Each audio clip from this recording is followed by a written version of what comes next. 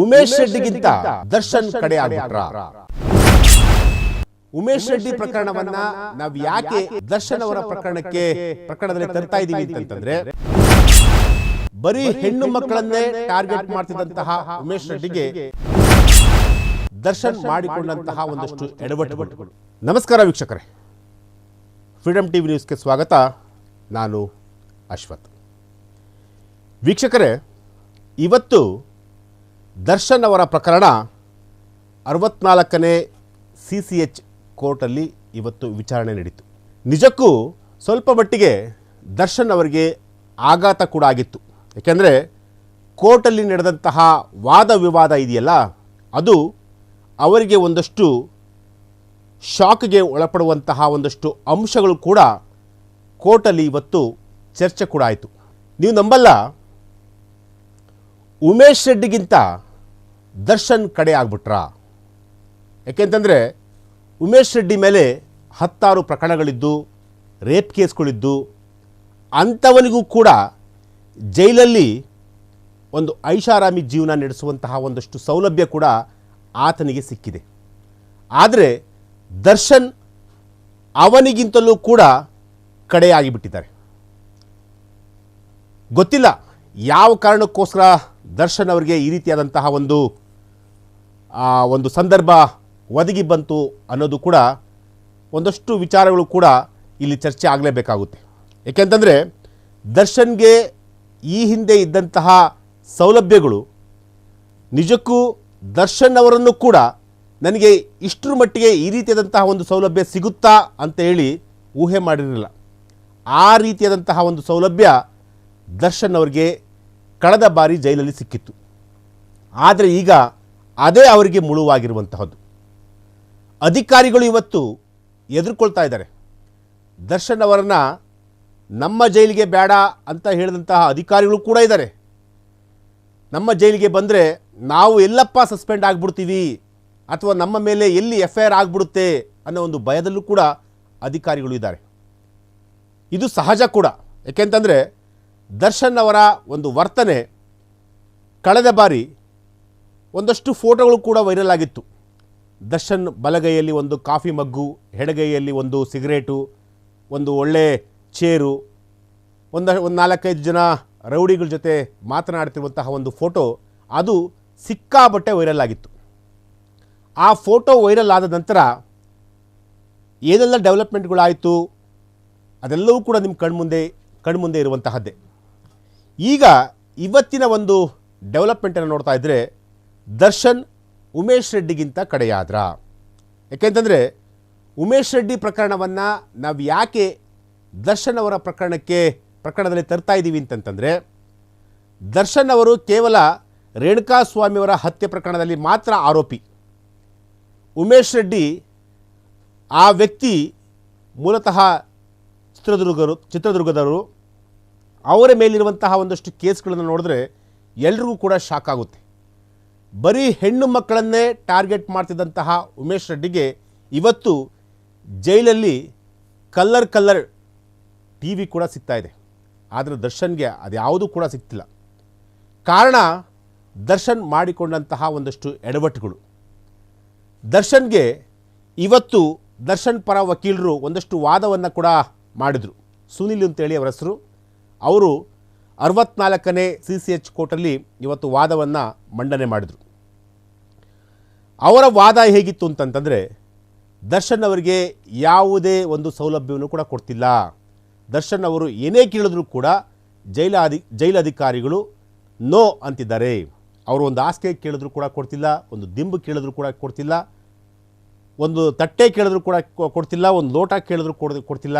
ಈ ರೀತಿಯಾದಂಥ ಒಂದಷ್ಟು ಸೌಲಭ್ಯಗಳು ಏನೂ ಸಿಗ್ತಿಲ್ಲ ಅಂತೇಳಿ ದರ್ಶನ್ ಅವರ ಪರ ಸುನೀಲ್ ಅವರು ವಾದವನ್ನು ಮಂಡಿಸಿದರು. ಇನ್ನು ಸರ್ಕಾರದ ಪರವಾಗಿ ಪ್ರಸನ್ನ ಕುಮಾರ್ ಅವರು ಕೂಡ ವಾದವನ್ನು ಮಂಡಿಸಿದರು. ಪ್ರಸನ್ನ ಕುಮಾರ್ ಅವರು ತುಂಬ ಅದ್ಭುತವಾಗಿ ವಾದವನ್ನು ಮಂಡಿಸಿದ್ದಾರೆ. ದರ್ಶನ್ ಅವರಿಗೆ ಯಾವ ಸವಲತ್ತುಗಳನ್ನು ಕೊಡಬೇಕು, ಅದು ಯಾವ ಪ್ರಕಾರ ಕೊಡಬೇಕು. ನೀವು ನಂಬಲ್ಲ, 1974 ಆ ಒಂದು ಸಂದರ್ಭದಲ್ಲಿ ಜೈಲಲ್ಲಿ ಯಾವ ರೀತಿಯಾಗಿ ಮ್ಯಾನ್ಯುಯಲ್ ಇತ್ತೋ ಅದೇ ಮ್ಯಾನ್ಯುಯಲನ್ನು ಇವತ್ತು ಕೂಡ ಬಳಸಬೇಕು, ಇವತ್ತು ಕೂಡ ಅದನ್ನು ಅನುಸರಿಸಬೇಕು ಅಂತೇಳಿ ಪ್ರಸನ್ನಕುಮಾರ್ ಅವರು ವಾದ ಮಾಡಿದ್ದಾರೆ. ಅಂದರೆ ಪ್ರಸನ್ನಕುಮಾರ್ ಅವರ ವಾದದಲ್ಲಿ ಏನಿತ್ತು ಅಂತಂತಂದರೆ, ಜೈಲಲ್ಲಿ ಇರುವಂತಹ ಕೈದಿಗಳಿಗೆ, ಸಜಾ ಕೈದಿಗಳಾಗಿರ್ಬೋದು ಅಥವಾ ಶಿಕ್ಷೆಗೆ ಒಳಪಟ್ಟಿರುವಂತಹ ಕೈದಿಗಳಾಗಿರ್ಬೋದು, ಅವರೆಲ್ಲರಿಗೂ ಕೂಡ 3 ಪ್ರಕಾರ ಅಂದರೆ ABC ಈ 3 ಪ್ರಕಾರ ಜೈಲಲ್ಲಿರುವಂತಹ ಮ್ಯಾನ್ಯುವಲ್ ಪ್ರಕಾರ ಅವರಿಗೆ ಸೌಲಭ್ಯಗಳು ಕೂಡ ಸಿಗಬೇಕು ಅಂತೇಳಿ ವಾದವನ್ನು ಮಂಡಿಸಿದ್ದಾರೆ. ಆದರೆ ದರ್ಶನ್ ಅವರ ವಿಚಾರದಲ್ಲಿ ಅವರು ಖಡಕ್ಕಾಗಿಯೇ ವಾದವನ್ನು ಮಂಡಿಸಿದ್ದಾರೆ. ಅಂದರೆ ದರ್ಶನ್ ಅವರಿಗೆ ಏನೇ ಸೌಲಭ್ಯಗಳನ್ನ ಕೊಟ್ಟರೂ ಕೂಡ ಅಥವಾ ಯಾವುದೇ ಸೌಲಭ್ಯಗಳು ಅವರು ಕೇಳಿದಂತಹ ಸಂದರ್ಭದಲ್ಲಿ ಕೊಟ್ಟರೂ ಕೂಡ ಅವರು ಅದನ್ನು ದುರುಪಯೋಗಪಡಿಸಿಕೊಳ್ತಾ ಇದ್ದಾರೆ ಅನ್ನೋ ಒಂದು ಅರ್ಥದಲ್ಲಿ ಪ್ರಸನ್ನಕುಮಾರ್ ಅವರು ವಾದ ಮಾಡಿದರು. ಅಂದರೆ ದರ್ಶನ್ ಅವರು ಇವತ್ತು ಕೂಡ ಕ್ವಾರಂಟೈನಲ್ಲಿದ್ದಾರೆ. ಕ್ವಾರಂಟೈನ್ ಅವಧಿ ಕೇವಲ 14 ದಿನಗಳು ಮಾತ್ರ. ಆದರೆ ದರ್ಶನ್ ಜೈಲಿಗೆ ಸೇರಿ ಇವತ್ತಿಗೆ 45 ದಿನ ಆಗಿದೆ. 45 ದಿನ ಆಗಿದ್ದರೂ ಕೂಡ ದರ್ಶನ್ ಅವರನ್ನು ಕ್ವಾರಂಟೈನಲ್ಲೇ ಇಡಲಾಗಿತ್ತು. ಸೊ ಇದು ದರ್ಶನ್ ಅವರ ಪರ ವಕೀಲರಾದಂತಹ ಸುನಿಲ್ ಕುಮಾರ್ ಅವರು ವಾದವನ್ನು ಮಂಡಿಸಿದರು. ಅಂದರೆ ನಮ್ಮ ಆರೋಪಿ ಅಥವಾ ನಮ್ಮ ಕಕ್ಷಿದಾರ ಇನ್ನೂ ಕೂಡ ಕ್ವಾರಂಟೈನ್ನಲ್ಲೇ ಇಟ್ಟಿದ್ದಾರೆ, ಸೊ ಇದು ಸರಿಯಲ್ಲ ಅಂತೇಳಿ ವಾದವನ್ನು ಮಂಡಿಸಿದರು. ಇದಕ್ಕೆ ಪ್ರಸನ್ನಕುಮಾರ್ ಅವರು ಯಾವ ರೀತಿಯಾಗಿ ವಾದವನ್ನು ಮಂಡಿಸಿದರು ಅಂತಂತಂದರೆ, ದರ್ಶನ್ ಅವರನ್ನು ಒಂದು ವೇಳೆ ಕ್ವಾರಂಟೈನ್ನಿಂದ ಮೇಯ್ನ್ ಜೈಲಿಗೆ ಅವ್ರನ್ನೇನಾದರೂ ಬಿಟ್ಟರೆ ಅಲ್ಲಿ ಅವರು ಒಂದಲ್ಲ ಒಂದು ಅವಾಂತರಗಳನ್ನು ಮಾಡ್ಕೊತಾರೆ. ಏಕೆಂದರೆ ಈ ಹಿಂದೆ ದರ್ಶನ್ ಅವರ ಒಂದು ಫೋಟೋ ಏನು ವೈರಲ್ ಆಗಿತ್ತಲ್ಲ, ಆ ಒಂದು ಫೋಟೋದಿಂದ ಸಾಕಷ್ಟು ಅಧಿಕಾರಿಗಳಿಗೆ ತೊಂದರೆ ಆಯಿತು. ಅಧಿಕಾರಿಗಳು ತಮ್ಮ ಮೇಲೆ FIR ಅನ್ನು ಹಾಕಿಸಿಕೊಳ್ಳುವಂತಹ ಒಂದು ಸಂದರ್ಭ ಬಂತು.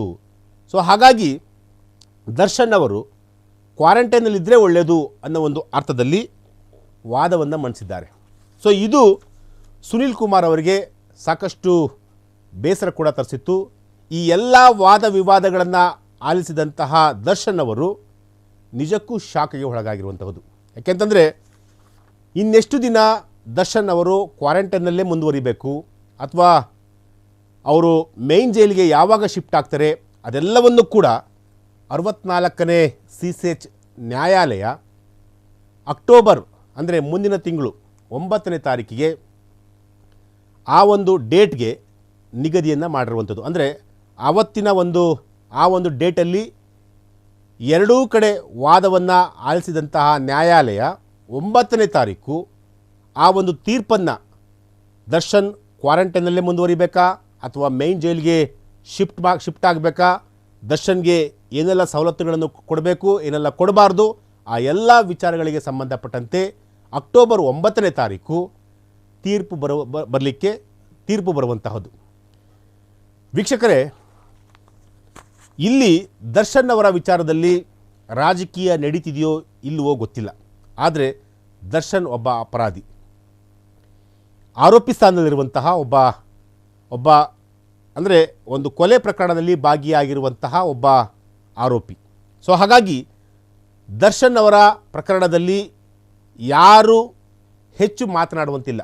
ಯಾಕೆಂತಂದರೆ ದರ್ಶನ್ ಅವರು ನಿಜಕ್ಕೂ ತಪ್ಪು ಮಾಡಿದರೆ ಅವ್ರಿಗೆ ಕಾನೂನಿನ ರೀತಿಯಲ್ಲಿ ಯಾವ ರೀತಿಯಾಗಿ ಶಿಕ್ಷೆ ಆಗಬೇಕೋ ಅದು ಆಗೇ ಆಗುತ್ತೆ. ಅದನ್ನು ಯಾರಿಂದಲೂ ಕೂಡ ತಪ್ಪಿಸಿಕೊಳ್ಳೋದಕ್ಕೆ ಸಾಧ್ಯ ಇಲ್ಲ. ಆದರೆ ನಮ್ಮ ಪ್ರಶ್ನೆ ಅಥವಾ ನಮ್ಮ ವಿಚಾರ ಏನಪ್ಪ ಅಂತಂತಂದರೆ, ಆಲ್ ಆರ್ ಈಕ್ವಲ್. ಜೈಲಲ್ಲಿರುವಂತಹ ಕೈದಿಗಳು ಎಲ್ಲರೂ ಕೂಡ ಒಂದೇ. ಅಂದರೆ ಪ್ರತಿಯೊಬ್ಬರೂ ಕೂಡ ಒಂದೇ ಸಮಾನದಲ್ಲಿ ನೋಡಬೇಕಾಗುತ್ತೆ. ಉಮೇಶ್ ರೆಡ್ಡಿಗೆ ಒಂದು ನ್ಯಾಯ ಅಥವಾ ದರ್ಶನ್ಗೆ ಮತ್ತೊಂದು ನ್ಯಾಯ ಈ ರೀತಿಯಾಗಿ ಇರೋದಿಲ್ಲ. ಜೈಲಿನ ಮ್ಯಾನ್ಯುವಲ್ ಪ್ರಕಾರ ಏನೆಲ್ಲ ಸೌಲಭ್ಯಗಳನ್ನ ಒಬ್ಬ ಕೈದಿಗೆ ಒಬ್ಬ ಆರೋಪಿಗೆ ಏನೆಲ್ಲ ಸೌಲಭ್ಯಗಳನ್ನ ಕೊಡಬೇಕಾಗುತ್ತೋ ಅದೆಲ್ಲವನ್ನು ಕೂಡ ಕೊಡಲೇಬೇಕಾಗುತ್ತೆ. ಅದೇ ತಪ್ಪೇನಿಲ್ಲ. ಆದರೆ ಅವರನ್ನು ಬೇರೆ ರೀತಿಯಾಗಿ ನೋಡ್ಕೊಳ್ಳೋದು ಅಥವಾ ಬೇಕಂತಲೇ ಅವರನ್ನು ಟಾರ್ಗೆಟ್ ಮಾಡುವಂತಹದ್ದು ಅಥವಾ ಅವರಿಂದ ಏನಾದರೂ ಅಂದರೆ ಎಲ್ಲ ಒಂದು ಕಡೆ ಅಧಿಕಾರಿಗಳು ಕೂಡ ಅವರ ವಿಚಾರದಲ್ಲಿ ತುಂಬ ಸೂಕ್ಷ್ಮವಾಗಿದ್ದಾರೆ ಅಂತ ಅನಿಸ್ಬೋದು. ಯಾಕೆಂದರೆ ಈ ಹಿಂದೆ ನಡೆದಂತಹ ಒಂದಷ್ಟು ಇನ್ಸಿಡೆಂಟ್ಗಳು ಜೈಲಧಿಕಾರಿಗಳಿಗೆ ಸಾಕಷ್ಟು ನೋವು ಕೂಡ ಆಗಿರುವಂತಹದ್ದು. ಅಂದರೆ ದರ್ಶನ್ ಅವರ ವಿಚಾರದಲ್ಲಿ ನಾವು ಬಹಳ ಸೇಫ್ ಆಗಿರ್ಬೇಕಪ್ಪ, ಬಹಳ ಸೂಕ್ಷ್ಮವಾಗಿ ಹೆಜ್ಜೆ ಇಡಬೇಕಪ್ಪ ಅನ್ನೋ ಒಂದು ಮಟ್ಟಿಗೆ ಈಗ ಜೈಲಾಧಿಕಾರಿಗಳು ಕೂಡ ಬಂದಿರುವಂಥದ್ದು. ಸೊ ಹಾಗಾಗಿ ಮುಂದಿನ ತಿಂಗಳು 9ನೇ ತಾರೀಕು ದರ್ಶನ್ ಅವರ ಪ್ರಕರಣದಲ್ಲಿ ಯಾವ ರೀತಿಯಾದಂತಹ ಒಂದು ತೀರ್ಪು ಬರುತ್ತೆ ಅಂತೇಳಿ ಕಾದು ನೋಡಬೇಕಾಗುತ್ತೆ. ಎಸ್, ಇದು ಇವತ್ತಿನ ಒಂದು ವಿಚಾರ. ನಾಳೆ ಮತ್ತೊಂದು ವಿಚಾರದೊಂದಿಗೆ ನಾನು ನಿಮ್ಮನ್ನು ಭೇಟಿಯಾಗ್ತೀನಿ. ನಿರಂತರ ಸುದ್ದಿಗಾಗಿ ನೋಡ್ತಾ ಇರಿ ಫ್ರೀಡಮ್ ಟಿವಿ ನ್ಯೂಸ್. ಕ್ಷಣ ಕ್ಷಣದ ಸುದ್ದಿಗಳಿಗಾಗಿ ಫ್ರೀಡಮ್ ಟಿವಿ ಸಬ್ಸ್ಕ್ರೈಬ್ ಮಾಡಿ, ಲೈಕ್ ಮಾಡಿ ಹಾಗೂ ಫಾಲೋ ಮಾಡಿ. ಹೊಸ ಸುದ್ದಿಗಳ ನೋಟಿಫಿಕೇಶನ್ಗಾಗಿ ಬೆಲ್ ಐಕಾನ್ ಮೇಲೆ ಕ್ಲಿಕ್ ಮಾಡಿ.